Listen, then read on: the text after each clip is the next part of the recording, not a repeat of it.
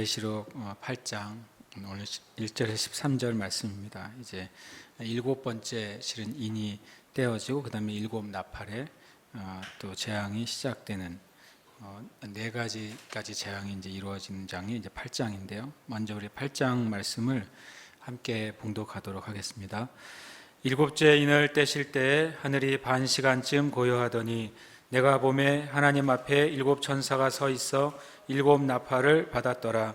또 다른 천사가 와서 제단 곁에 서서 금 향로를 가지고 많은 향을 받았으니 이는 모든 성도의 기도와 합하여 보좌 앞 금 제단에 드리고자 함이라. 향연이 성도의 기도와 함께 천사의 손으로부터 하나님 앞으로 올라가는지라. 천사가 향로를 가지고 제단에 불을 담아다가 땅에 쏟음에 우레와 음성과 번개와 지진이 나더라. 일곱 나팔을 가진 일곱 천사가 나팔 불기를 준비하더라. 첫째 천사가 나팔을 부니 피 섞인 우박과 불이 나와서 땅에 쏟아지매 땅의 3분의 1이 타버리고 수목의 3분의 1도 타버리고 각종 푸른 풀도 다 버렸더라. 둘째 천사가 나팔을 부니 불 붙는 큰 산과 같은 것이 바다에 던져지매 바다의 3분의 1이 피가 되고 바다 가운데 생명 가진 피조물들의 3분의 1이 죽고 배들의 3분의 1이 깨지더라. 첫째 천사가 나팔을 부니 횃불같이 타는 큰 별이 하늘에서 떨어져 강들의 3분의 1과 여러 물샘에 떨어지니 이 별 이름은 쓴쑥이라. 물의 3분의 1이 쓴쑥이 되매 그 물이 쓴 물이 되므로 많은 사람이 죽더라.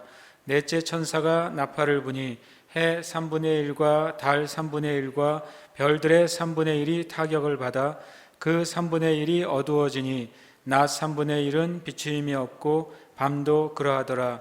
내가 또 보고 들으니 공중에 날아가는 독수리가 큰 소리로 이르되 땅에 사는 자들에게 화가 있으리니 이는 새 천사들이 불어야 할 나팔 소리가 남아 있음이로다 하더라. 아멘. 할렐루야. 아멘. 시간 함께 하신 여러분 주님의 이름으로 축복합니다. 아멘. 여러분이 주님의 말씀을 읽을 때마다 그 말씀이 여러분에게 영적인 그 생명의 언어가 되고 또 능력의 말씀이 되시기를 축복합니다. 아멘. 요한계시록의 내용 한 번 더 이제 리뷰를 하겠습니다. 서론 1장에서 5장이고 요한의 그 환상이 시작되고 예수 그리스도에 대한 계시가 나타납니다. 그리고 일곱 교회에 대한 하나님의 계시가 있고요. 하늘의 보좌 어린 양의 모습이 4장에 등장을 하고 또 인을 떼시기에 합당하신 유일한 분으로서 어린 양이신 예수 그리스도가 등장을 합니다. 근데 본격적으로 이제 어떤 계시록에 앞으로 되어질 일들의 이제 예언이 벌어지는데요. 일곱 인, 일곱 나팔, 일곱 대접. 그 사이사이에 많은 사건들이 또 많은 어떤 영적인 전쟁들이 일어나는 것을 보여주고요. 전국에는 음녀와 바벨론과 사탄이 심판을 받고 또 천년왕국이 세워지는 것을 말씀하고 있습니다. 결론에서는 이제 새 예루살렘 이 땅 가운데 내려오고 하나님 나라가 이제 완성되고 임박한 재림이 선포됩니다. 오늘은 이제 일곱 나팔의 영역이죠. 일곱 나팔이지만 이제 일곱 인은 어떻게 보면 이제 6장, 7장 정도에서 이제 끝나게 되죠. 그런데 이제 일곱 나팔은 굉장히 양이 긴 것 같습니다. 일곱 나팔은 8장에서 시작해가지고 거의 11장까지 이르게 됩니다. 그래서 굉장히 긴 실은 내용이 일곱 나팔 안에 포함되어 있다는 사실을 우리가 좀 볼 수 있습니다. 일곱째 인이 먼저 이제 8장 1절에 등장을 하죠. 일곱째 인을 보시면 일곱째 인을 떼실 때 하늘이 반 시간쯤 고요하다 이렇게 시작이 됩니다. 반 시간의 고요함이 있고요. 그 다음에 이제 그때 하나님의 일곱 천사가 등장을 합니다. 그러니까 이 일곱째 인을 뗄 때 일곱째 인이 떼지는 그 시간에 반 시간의 고요함이 있고 동시에 하나님 앞에 일곱 천사가 등장을 하는 것으로 거의 이제 어떤 시간적으로 같은 시간대에 벌어지는 장면으로 묘사가 되어 있어요. 그런데 그 일곱 천사가 또 일곱 나팔을 받았다고 설명을 하고 있습니다. 그러니까 하나님으로부터 일곱 나팔을 받았다고 하는 것은 어떤 이제 하나님이 앞으로 할 일에 대해서 그들에게 그 일을 여는 어떤 역할을 감당하게 하신 것이죠. 그 옆에 또 다른 천사가 한 명 있다고 말하고 있습니다. 그러니까 일곱 천사 외에 다른 천사인 것이죠. 그러니까 일곱째 인을 뗄 때 그 고요함 가운데 하나님이 이 요한에게 어떤 하늘의 장면을 다시 보여주세요. 이 말은 이제 계속 성경에 반복되는데, 특히 계시록에 반복되는 것은 하늘의 일이 보여진 다음에 땅에 대한 계시가 풀어지죠. 그 일이 이제 일곱 인 때도 그랬고 일곱 나팔 때도 그런 것이죠. 일곱 인이 떼어지기 전에는 하나님의 보좌에 대한 것이 아주 상세하게 드러나고, 그리고 어린 양이신 예수님이 등장을 하죠. 그거 다 둘 다 하늘의 영역이잖아요. 그리고 예수님께서 인을 떼실 때마다 이 땅에 어떤 일들이 부어지는 것을 보여주는 것처럼, 똑같이 일곱째 인을 뗄 때 이제 또 하늘의 광경을 이 요한이 보게 되는 것입니다. 그 하늘의 광경을 보게 되고 나서 이제 밑에 이제 이 땅 가운데 하나님의 일들이 이루어지는 것을 큰 그림으로 먼저 이 반시간 동안에 요한이 보게 되는 것이죠. 근데 그 다른 천사는 제단 곁에, 하늘에 있는 제단 곁에 서 있다라고 말하고 있어요. 그 제단 곁에 이제 금향로를 들고 서 있다고 성경은 표현하고 있죠. 근데 그 금향로는 많은 향이 담겨져 있고, 그리고 거기에 나중에 성도의 기도가 담겨진다고 되어 있어요. 근데 많은 이제 몇 개의 제가 요한계시록에 관계된 책들을 이제 참고를 또 하면서 보게 됩니다. 왜냐하면 제가 뭐 내 마음대로 이것은 이렇게 해석하는 것보다, 저는 그동안 그 교회에 많은 하나님의 사람들이 해석했던 것들을 제가 참고하고, 또 그 가운데 또 말씀 안에서 찾은 증거들을 나눠야 좀 비정상적인 해석을 하지 않게 되지 않을까 싶은 생각입니다. 근데 여기서 보면은, 여기서 향과 성도의 기도를 그냥 향은 성도의 기도다라고 이제 해석해 놓은 책이 한두 권이 있었어요. 근데 성경을 제가 여러 번 읽어봤는데 이 향과 성도의 기도는 조금 다르다는 느낌이 들려집니다. 저는. 왜냐하면 그 다음에 보시면 이제 향연이 4절에 보시면 향연이 성도의 기도와 함께 올라가잖아요. 그러니까 향연과 성도의 기도는 좀 다른 어떤 영역으로 해석이 돼야 된다는 거죠. 향연이 있고 그 향연과 함께 성도의 기도가 하나님 앞에 올려진다고 성경은 그렇게 말씀하고 있어요. 이렇게 올라가니까, 그러니까 천사가 금향로의 제단에 불을 담습니다. 재미있는 것이 위에 이제 이 일곱째 인을 뗄 때 일어나는 하늘의 일은 의외로 그 포커스가 바로 이제 금향로나 금제단에 있어요. 그러니까 금향로에 처음에는 뭐가 담겨 있냐면 향과 성도의 기도들이 담겨 있죠. 담기게 되죠. 그 향과 성도의 기도들은 향으로부터 나와서 어디에 이르게 됩니까? 하나님의 보좌로 올려져요. 그러면 그림상으로 친다면 향로 안에는 어떻게 됩니까? 비어 있게 되는 거죠. 천사가 처음 들어있을 때 그 향로 안에 많은 향을 넣었고, 그리고 거기에 성도들의 기도가 합해져가지고 하나님께 향기로 올려드려진 것이죠. 그러고 나면 그 향로 안에는 어떻게 보면은 이제 우리가 그림상으로 볼 때는 빈 향로가 되죠. 그 빈 향로에 뭐를 담는다고 되어 있습니까? 제단에 불을 담는다고 성경은 그렇게 표현하고 있어요. 5절에 보면 천사가 향로를 가지고 제단에 불을 담는다고 말합니다. 그 제단에 불을 담아서 어떻게 합니까? 불을 그 땅에 쏟아요. 그러니까 이 다른 한 천사가 일곱 나팔이 불기 전에, 어떤 나팔이 불어지기 전에 어떤 활동을 하는 것이죠. 나팔이 불어지기 전에 어떤 준비를 행하는 천사가 이 일을 행하는 거죠. 그 천사가 가지고 있는 중요한 도구는 이 향로였어요. 향로 안에 들어가는 재료는, 쉽게 말하면 첫 번째로는 이 땅의 영역에서 하나님에게 드려지는 것은 향과 성도들의 기도예요. 그렇죠? 나중에 이제 하늘로부터 담아서 땅에 쏟는 것은 뭐예요?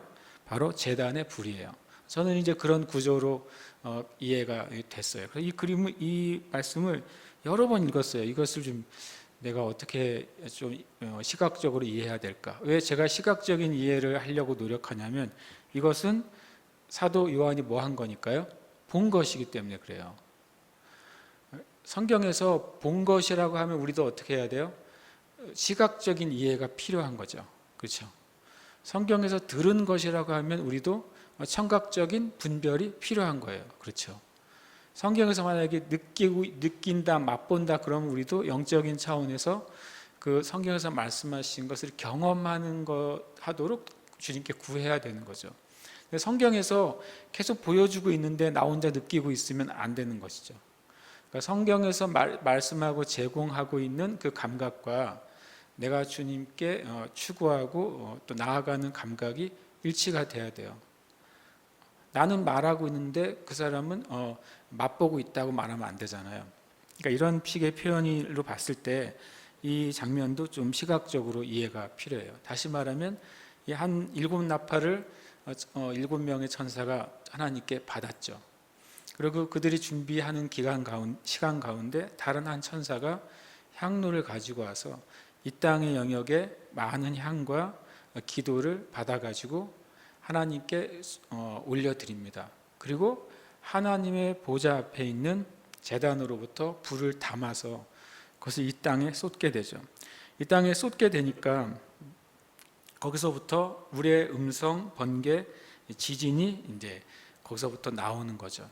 우레와 음성과 번개의 지진은 성경적으로는 이 일들은 언제 일어났을까요?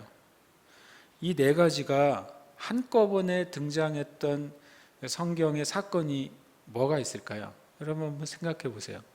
번개가 있고 우레가 있고 음성이 있고 지진이 있던 때, 그때가 언제냐면 시내산의 경험이에요. 시내산에 하나님께서 임하셨을 때 이 네 가지가 동시에 일어났어요. 그래서 이 이스라엘 백성들이 너무 두려웠어요.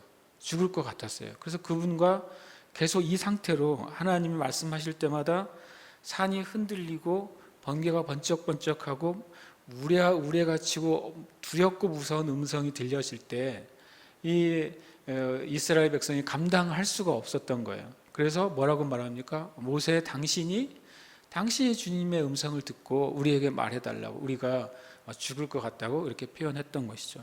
그러니까 실은 불에 땅에 쏟는다고 하는 것은 이 땅에 뭐가 일어난다는 거예요? 하나님의 임재가 내려오는 것이죠. 하나님의 역사가 시작된다라고 하는 그 표현을 하고 있는 거예요. 근데 제가 이제 전체 이 7째 떼어질 때 그림을 먼저 좀 이제 우리가 이제 생각한 상태에서 8장을 좀 이해하고 싶어서 그렇게 말씀드렸어요. 그렇게 보면 이제 7번째 인은 첫째부터 7번째 인은 그 인하고는 좀 다르게 마치 어떤 고리와 같은 역할을 하고 있죠. 마치 인과 나팔의 재앙 사이를 연결시켜주는 역할을 하는 것이 7번째 인이라고 할 수 있죠. 7번째 인일 때는 실제적인 첫째와 6번째 인까지 일어난 사건처럼 실제적인 사건이 벌어지진 않잖아요. 그러나 하늘의 어떤 영적인 장면, 영적인 분위기를 설명해 주고 있어요. 그리고 그것이 곧 이제 7개의 나팔을 불기 위한 준비로 해석이 되는 것이죠. 우리의 삶 가운데도요, 마치 어떤 일들이 무자르시 딱딱 끊어지는 삶은 별로 없습니다. 실은 시간이란 것도 그러잖아요. 우리가 시간을 날과 시로 나누기 때문에 나눠지는 것이지, 시간이란 것을 어떤 정말 무 자르듯이 뚝 잘라가지고 어떤 시기를 완벽하게 얘기할 수는 없잖아요. 나중에 역사를 구분할 때 몇 년도부터 몇 년까지 무슨 일이 일어났다 이렇게 표현할 수 있죠. 그러나 시간이란 것들은, 역사라는 것은 계속 어떤 중요한 사건들을 축으로 이전 것과 이후의 것들이 서서히 변하는 것을 우리는 보게 돼요. 7째 인도 그런 이제 장면들을 우리에게 좀 보여준다고 할 수 있습니다. 먼저 이제 제가 이걸 7나팔이 8장 6절부터 11장 19절까지라고 일단 이제 크게 볼 수 있다면, 여러분이 8장 7절을 보시면 이제 크게 한번 이제 성경을 보시면서 한번 이제 그냥 7나팔을 개관을 그냥 일단은 제가 설명하는 게 아니라 성경을 보고 할 필요가 있을 것 같아요. 첫 번째 나팔은 이제 8장 7절에 쏟아지죠. 그때 우박, 불, 피가 이제 우박과 불과 피가 땅에 떨어져서 땅의 3분의 1이 이제 어떤 불이 타는 일이 벌어지죠. 8절에서 9절에는 둘째 나팔이 불어집니다. 불타는 산이 바다에 던져지고 바다의 3분의 1에 해당되는 것이 어떤 문제가 발생하고요. 세 번째 나팔은 10절에서 11절에 등장을 하죠. 그래서 불타는 별들, 햇불같이 타는 큰 별이라고 표현하고 있죠. 불타는 그러한 별이 강과 샘에 떨어져서 강과 샘의 3분의 1이 어떤 영향을 받게 되죠. 네 번째 나팔에서는 8장 12절에 나오죠. 그때는 해, 달, 별의 3분의 1이 어두워지게 됩니다. 다섯째 나팔에 있어서는 9장에 나오게 됩니다. 9장 1절에서 11절까지가 큰 이제 다섯째 나팔에 일어날 첫 번째 화인데요.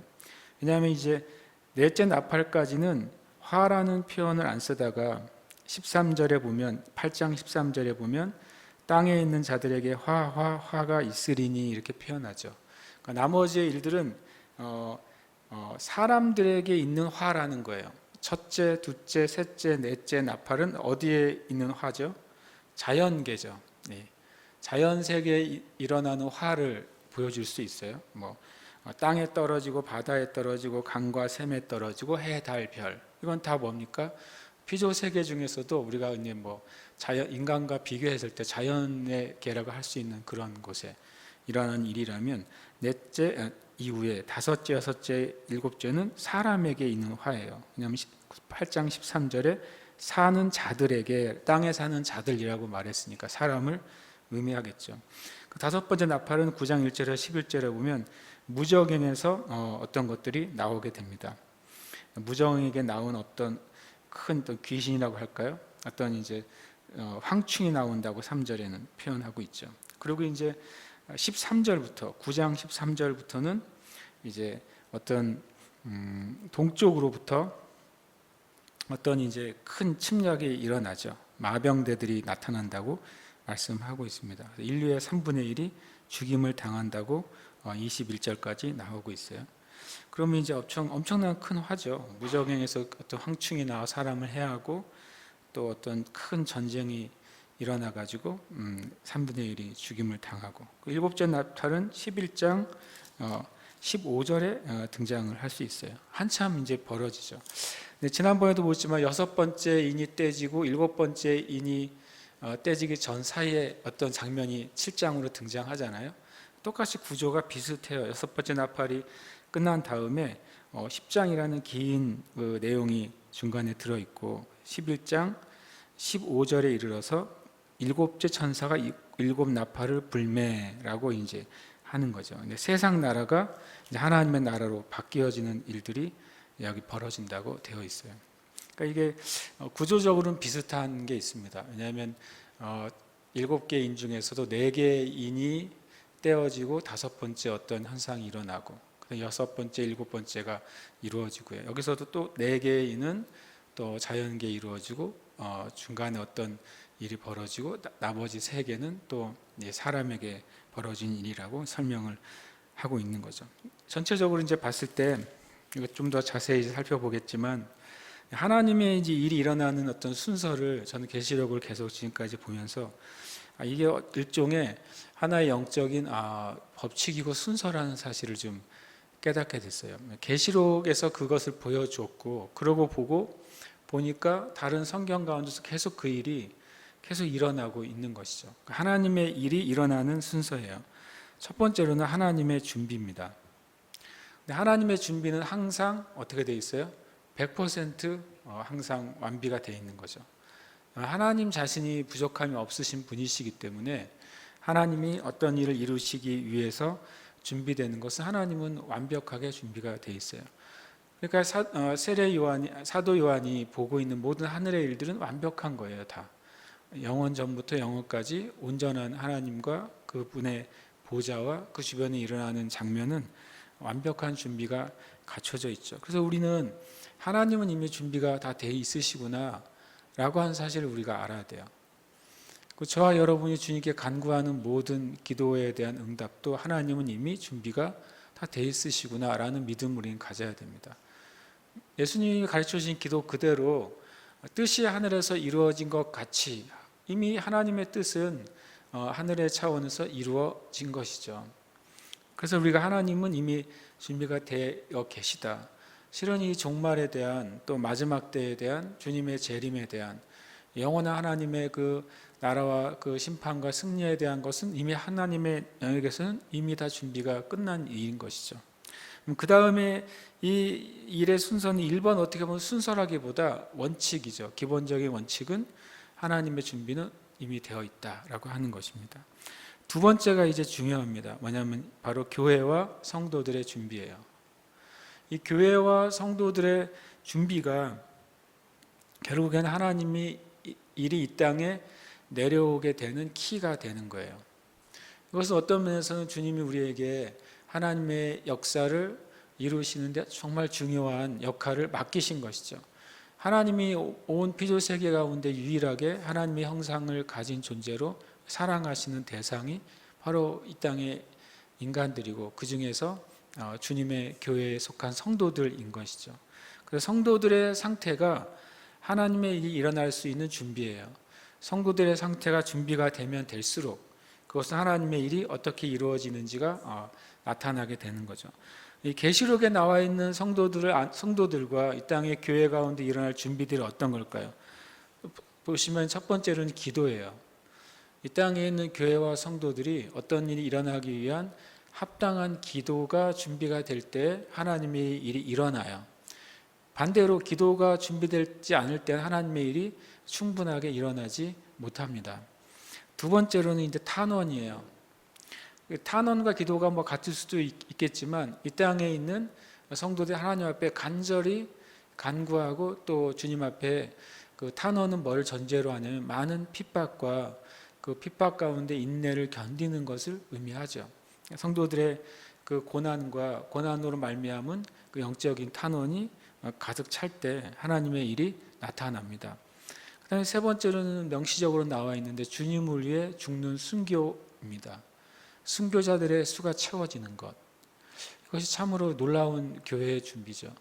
마귀는 하나님의 백성과 교회와 성도들을 죽이는 이유는 뭐예요? 마귀가 우리에게 어떤 악을 행하는 것이죠. 근데 놀라운 하나님의 지혜는 마귀가 이 땅의 성도들을 죽이는 그 순교는 반대로 하나님의 일이 역사하는 놀라운 키가 되는 거예요. 그래서 마귀는 항상 미련할 수밖에 없어요. 마귀가 선택한 그 일들은 결국에는 하나님 나라를 막거나 그 장애물이 되는 게 아니라 마귀의 일마저도 하나님의 일의 촉진제가 된다는 것을 이 계시록은 너무나도 잘 보여주세요. 성경은 자주 우리가 고난받는 것이 하나님의 영광이라 그래요. 사도 바울도 이렇게 말합니다. 내가 받는 고난은 바로 너희에겐 영광인 것이다. 이렇게 말하죠. 그리고 또 이제 이러한 모든 것들이 이제 여러 가지 이 땅 가운데 준비될 때 하나님의 일이 일어납니다. 또 한 가지가 있는데요. 그것은 이 땅의 성도들의 예배와 찬양이 또 성도들의 준비라고 할 수 있어요. 그것을 이제 오늘 8장에서 그런 부분을 조금 엿볼 수 있습니다. 그다음에 세 번째 이렇게 하나님 준비되셨고 이 땅의 교회와 성도들이 하나님의 일을 위해서 준비되기 시작할 때 그때 이제 어떤 일이 벌어지냐면 천사의 활동들이 일어나는 것입니다. 천사의 활동의 영역을 무시해서는 안 돼요. 왜냐하면 계시록만큼 천사의 활동으로 가득 찬 책이 없잖아요. 그리고 이 계시록은 말 그대로 마지막 때 일어날 일이잖아요. 그럼 마지막 때에 가장 많이 활동하는 영적인 존재는 마귀도 있겠지만 뭐겠어요? 바로 천사들이에요. 아마 아담 이후에 가장 많은 천사들이 활동하고 동원되는 시기가 결국에는 마지막 때인 것이죠. 그러면 저와 여러분이 지금은 마지막 때야라고 말할 때 한 가지 기대할 수 있는 게 있어요. 뭐겠어요? 엄청난 천사들의 활동이 있구나라는 사실을 여러분 받으시길 축복합니다. 왜냐하면 이 일곱인을 뗄 때도 어떤 영적인 존재들을 통해서 이 땅에 재앙이 풀어지고 말 그대로 일곱 나팔은 아예 그냥 천사들이 나팔을 불어야 그 일들이 시작되잖아요. 그러니까 완벽하게 천사들의 활동을 통해 하나님은 일을 하세요. 이건 히브리서의 1장에 나오는 증거나 성경의 구약의 증거나 또 신약이 시작되는 예수님의 탄생 때 일어난 그 천사들의 활동이나 또 사도행전에 나타난 천사들의 활동이 끊임없이 있기 때문에 만약에 사람들이 천사들의 활동은 초대교회만 일어났던 특별한 사건이에요. 성경에 기록되어 있으니까 부정할 수는 없으니까 초자연적인 사건들을 부정할 수는 없는데 굳이 표현하려고 사도행전 시기나 1세기의 교회나 일어나는 초자연적인 활동입니다 라고 말한다면 그분들은 계시록을 믿지 않는 거죠. 계시록은 뭘로만 되어 있습니까?